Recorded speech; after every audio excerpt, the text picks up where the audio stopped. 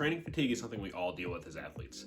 So in this video, Tyler and I discuss how to manage it better, how to recover faster, and also how to structure your workouts with the intention to get the most benefit out of them without burning yourself out. Talk me through how you limit the training fatigue both in your own practice and for your athletes when it comes throughout the season, when it comes like mentally and physically, people are just beat down. How do you help them manage that? Biggest thing would be rest days. And those days I ask the athletes to completely unplug from the sport. So those can be active recovery days, but I would rather the athlete also mentally be able to take time away from the bike, not think about running or swimming.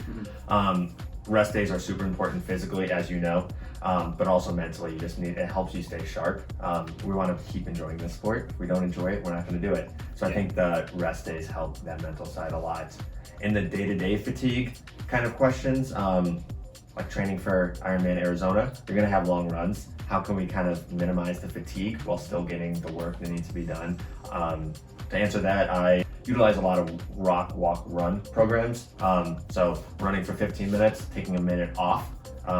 I found personally a lot of success in those programs as it resets your form. It gives you a minute to just recover, get any water, any nutrition you need, take care of your body, and then think about things like your posture, how you're connecting to the ground, that kind of stuff. And I think that 1 minute walk break is super valuable to reset your form for the benefits you can have.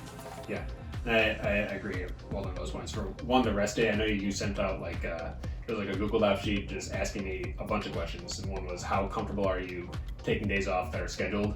And I put like 10 out of 10, I'm totally cool with it. But there's been a couple of days where I'm like, okay, man, I actually have a lot of energy today. I want to do something, but I don't. And I stick to the script, which is ultimately, I think, been really helpful because there are definitely days that I feel like beat up. Like today was a long ride and I'm not quite good at those yet. So, I feel it today. Hopefully you're going to give me a rest day tomorrow. I don't know yet.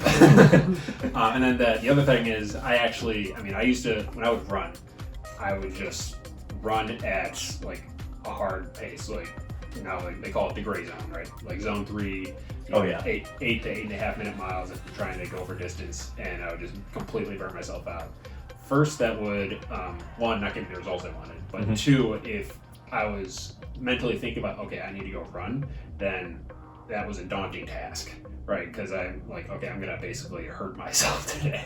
But these run walks, like you talked about, they really help me just kind of calm down the system, and then one, prevent injury, two, also just like you said, connect to the ground and like feel my form with that.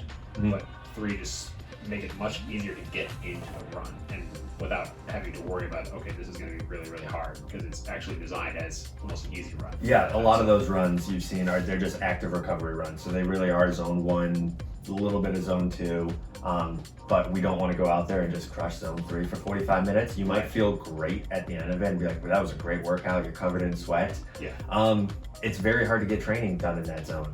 So as you know, with training athletes, we're better off with the other styles of training. Take your easy days easy, take your hard days hard, and I'm a firm believer in that style of training too. Yeah, and I think that's a big mindset shift a lot of times too for people. It was for me, definitely.